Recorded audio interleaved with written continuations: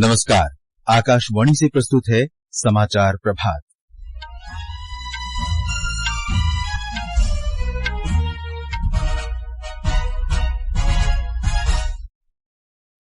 प्रधानमंत्री नरेंद्र मोदी आज गांधीनगर के महात्मा मंदिर में चौथे वैश्विक नवीकरणीय ऊर्जा निवेशक सम्मेलन और प्रदर्शनी का शुभारंभ करेंगे। गुजरात के भुज और अहमदाबाद के बीच देश की पहली वंदे भारत मेट्रो ट्रेन को हरी झंडी दिखाकर रवाना करेंगे। जम्मू कश्मीर में विधानसभा चुनाव के पहले चरण के लिए प्रचार आज शाम समाप्त हो जाएगा। भारत ने चक्रवात यागी से प्रभावित देशों वियतनाम, लाओस और म्यांमार की सहायता के लिए ऑपरेशन सद्भाव शुरू किया। मौसम विभाग ने पश्चिम बंगाल के गंगेय क्षेत्र पर बने गहरे दबाव के कारण आज बिहार, झारखंड, ओडिशा और छत्तीसगढ़ में मूसलाधार वर्षा का अनुमान व्यक्त किया। पैगंबर मोहम्मद का जन्मदिन ईद मिलाद उन नबी पर्व आज देश के विभिन्न भागों में धार्मिक श्रद्धा और उल्लास के साथ मनाया जा रहा है। और बुडापेस्ट में शतरंज ओलंपियाड में भारत की पुरुष टीम ने अजरबैजान को 3-1 से हराया। महिला टीम ने 5वें राउंड में कजाकिस्तान को पराजित किया। समाचार प्रभात के साथ मैं देवेंद्र त्रिपाठी। प्रधानमंत्री नरेंद्र मोदी आज अहमदाबाद मेट्रो के दूसरे चरण का उद्घाटन करेंगे।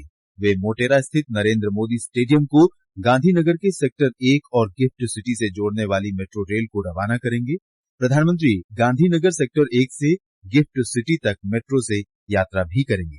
श्री मोदी गांधीनगर के महात्मा मंदिर में चौथे नवीकरणीय ऊर्जा सम्मेलन का शुभारंभ करेंगे। इसका आयोजन केंद्रीय नवीन और नवीकरणीय ऊर्जा मंत्रालय कर रहा है। इस अवसर पर प्रदर्शनी में नवीकरणीय ऊर्जा निर्माण और वितरण में भारत की शानदार प्रगति को दर्शाया जाएगा। केंद्रीय नवीन और नवीकरणीय ऊर्जा मंत्री प्रहलाद जोशी और गुजरात के मुख्यमंत्री भूपेंद्र पटेल उद्घाटन सत्र में मौजूद रहेंगे। इस 3 दिवसीय सम्मेलन में 40 सत्रों के साथ साथ अभिनव वित्त पोषण, ग्रीन हाइड्रोजन और भविष्य के लिए ऊर्जा समाधानों जैसे विषय पर विशेष चर्चा कार्यक्रम होंगे।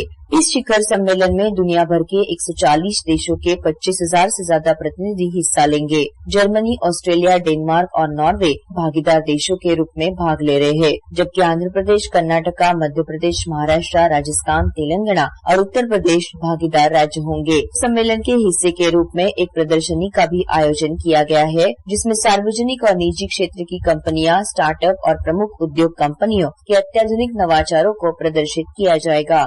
उपराष्ट्रपति जगदीप धनखड़ 18 सितंबर को सम्मेलन के समापन सत्र की अध्यक्षता करेंगे। अपर्णा खून, आकाशवाणी समाचार, अहमदाबाद।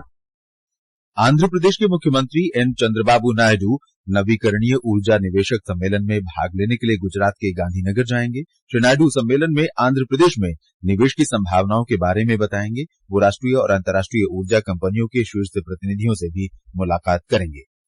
श्री मोदी प्रधानमंत्री सूर्यघर योजना के लाभार्थियों से भी आज मुलाकात करेंगे। श्री मोदी अहमदाबाद में 8,000 करोड़ रुपए से अधिक की कई जन केंद्रित परियोजनाओं का शिलान्यास और लोकार्पण भी करेंगे। इनमें अहमदाबाद और भुज के बीच देश की पहली वंदे भारत मेट्रो ट्रेन शामिल है। प्रधानमंत्री आज वर्चुअल माध्यम से नागपुर और सिकंदराबाद के बीच वंदे भारत ट्रेन सेवा का शुभारंभ करेंगे। ट्रेन की नियमित सेवाएं गुरुवार से शुरू होंगी। ट्रेन संख्या 20101 नागपुर सिकंदराबाद सुबह 5 बजे नागपुर से प्रस्थान करेगी और दोपहर 12:15 पर सिकंदराबाद पहुंचेगी।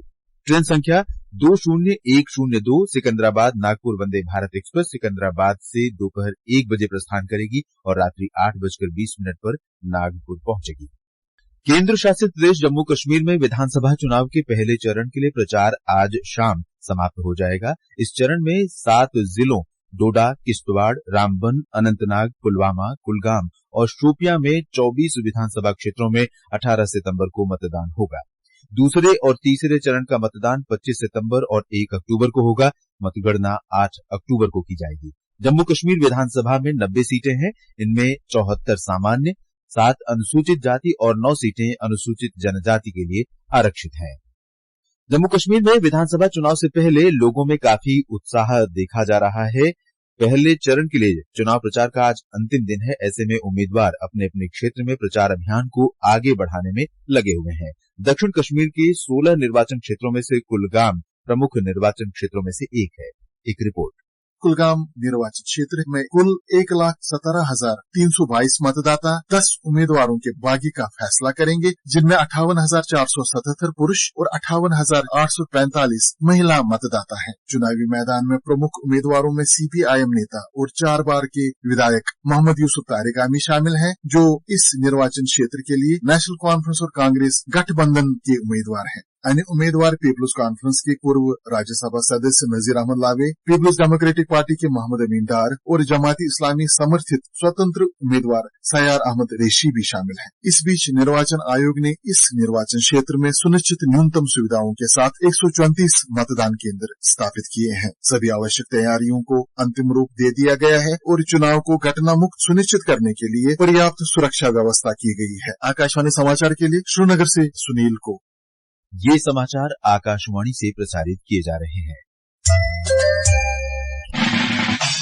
खुजली झटपट दूर करे, वो है जालिम लोशन।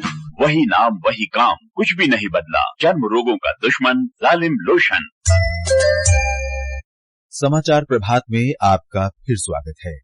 भारत ने चक्रवात यागी से प्रभावित देशों वियतनाम, लाओस और म्यांमार की मानवीय सहायता के लिए ऑपरेशन सद्भाव शुरू किया है। भारत ने वियतनाम में $10 लाख की राहत सामग्री भेजी है।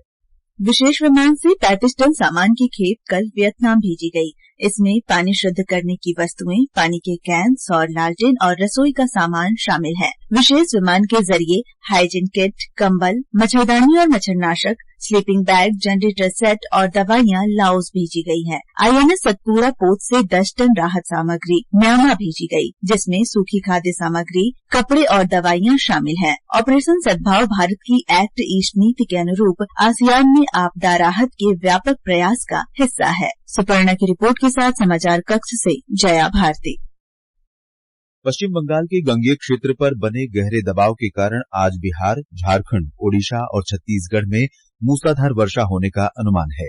मौसम विभाग ने बताया है कि अगले 48 घंटे में दबाव के कमजोर होकर उत्तर पश्चिम की ओर झारखंड तथा छत्तीसगढ़ से गुजरने की संभावना है। इस सप्ताह के दौरान देश के पूर्वी हिस्सों, मध्य प्रदेश, कोंकण और गोवा में वर्षा होने के आसार हैं। अगले 6-7 दिनों के दौरान विदर्भ, मध्य महाराष्ट्र, मराठवाड़ा, गुजरात और उत्तर प्रदेश में कुछ स्थानों पर वर्षा होने का अनुमान है।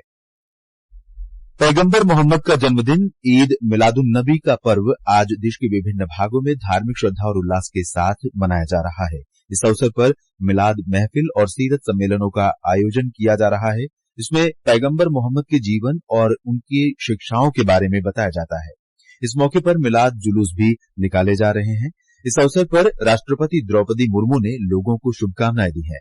राष्ट्रपति ने कहा कि पैगंबर मोहम्मद ने सभी को प्रेम और भाईचारे की भावना और समाज में समानता तथा सद्भाव के साथ रहने का संदेश दिया।